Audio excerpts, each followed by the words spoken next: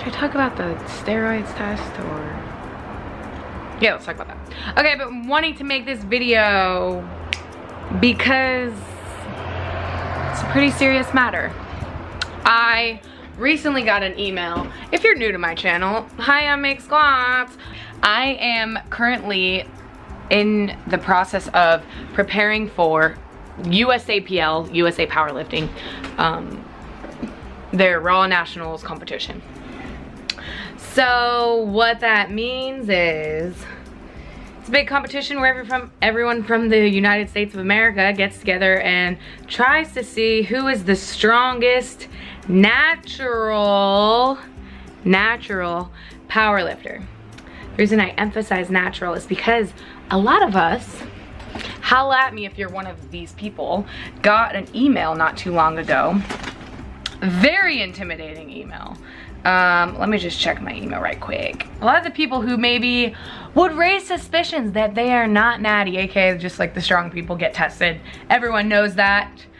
I'm in that group. Can you believe it? Can you believe it? I think the criteria is similar to the criteria of people who qualify for the Arnold. So to qualify for the Arnold as a woman, you needed to have a 395 Wilks score. That's pretty strong. I think we can all agree. Luckily, I'm natty as fuck, bro. I want to make this video to kind of give you guys an idea. This is gonna be a short one, by the way, to give you an idea of what happens. So if you hit a Wilks or a total that puts you in like a sort of top tier, you may get tested. They will choose people who aren't those people also to test. Now, recently, a few people have gotten popped that have been like higher profile lifters. Okay, not higher profile, but someone had broken an American record and got tested and had like, he was not natty, like out of this world. So he was actually taking testosterone. So obviously he got popped. This is a big deal. I do think USAPL is kind of tightening things up. Steroids are not good when you're competing in a tested federation. So the different ways you can get tested are at a competition, and what they'll do is after your competition, they will say, will Megan Gallagher and Eva Januskovic and these other 4 people please come and to like there will be a table that holds people who are administering the tests, and you will get this. This is from Nationals. So what this is, it's an athlete notification of doping control. So they'll give you this sheet and you'll fill it out. This is mine from Raw Nationals in Scranton. And then they have 2 doping control officers who will, they will take your information, and one of them will be in the bathroom with you while you pee in 2 different cups. Actually, you pee in 1 cup and then you administer the pee in 2 different sample cups. So yeah, you'll get this sheet. You'll see you can choose to refuse the test, and you can choose to like refuse to even acknowledge that you saw this, and then your doping officer will check that off. Of course, if you refuse to take the test, you will be subject to whatever sanctions there are. They let you know that you're gonna be tested, and I've only been tested once, and it was at Nationals. I think it was pretty common. Someone told me, like, usually when you qualify for the Arnold, they will test you, especially if you hadn't been tested before. If you're tested 3 months ago, let's say, or 1 month ago, they probably won't test you like right after. Maybe, maybe not, depending on how good you are. So also this is all my opinion. I don't know too much about everything that goes on, but yeah.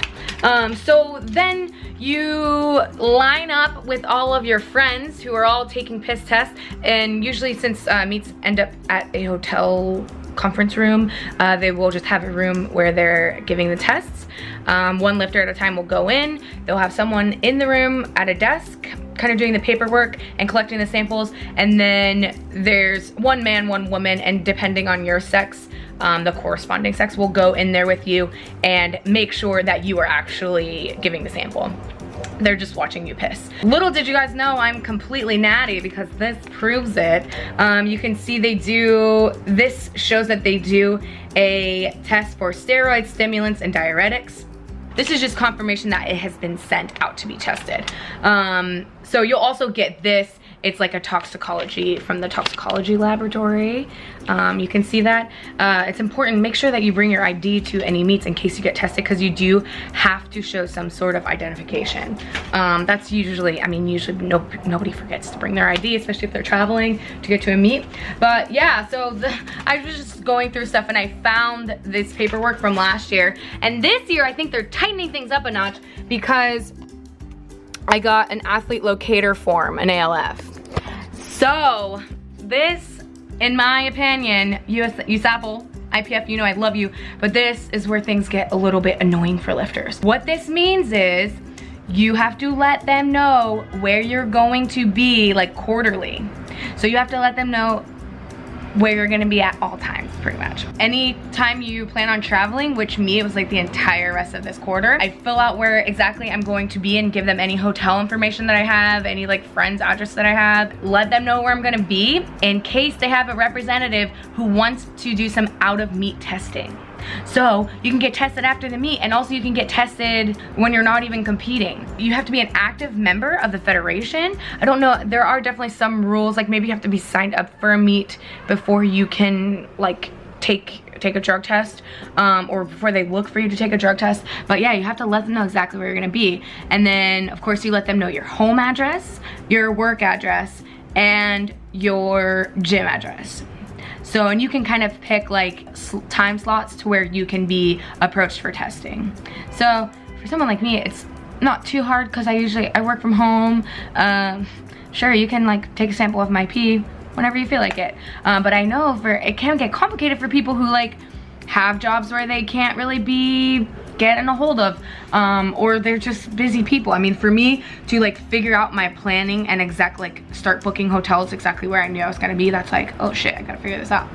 I doubt, to be completely honest, that I will be one of the lifters chosen to do an out of meet test, but this is just to show you like what we kind of do. So yeah, they will let you know. You have to let USAPL know where you are if you are a part of the registered testing pool. So yeah, they sent me this via email along with a few other people. I know some other people posted it. And this kind of just gives you an idea of where it is. That's pretty straightforward process. I know, you know, it can get kind of crazy, but if we want to be natty lifters, we must give all of our information and let people know when they can take our piss.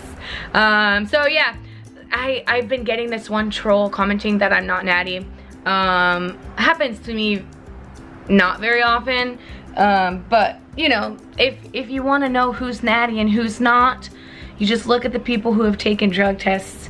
You can find the Google sheet where I've passed mine with flying colors, and I can link that down below. So yeah, I am 100% natural, except for my hair and my eyelashes. Just kidding, these are natural. I got eyelash extensions one time, but I had an infection right after, you know what I'm saying? So yeah, that is the end of this video. Let me know, are there any USAPL athletes out there who have been drug tested? I know for me, when I got drug tested, it was a very exciting moment. And I was like, what? Am I that good? And people ask every once in a while, why do I choose the USAPL and the IPF? It's the drug testing, to be honest. I prefer to lift in a federation that tests their athletes, just so that I can be competing with people who don't use. I have no problem with people who use. I don't really care. But for me, I'd rather compete with people I'd rather compete against people who are also natural. So, have no problem if you're using, unless you're using and making it harder for me, and making them send out ALF forms because people have been getting popped. So, if you're going to use in my federation, think twice because it's really annoying. Okay, thank you guys so much for watching, and I'll see you guys in the next video. I'm gonna try to update more frequently as I'm getting ready for nationals. Is that cool? Is that gonna be okay with you? We have no choice. Bye.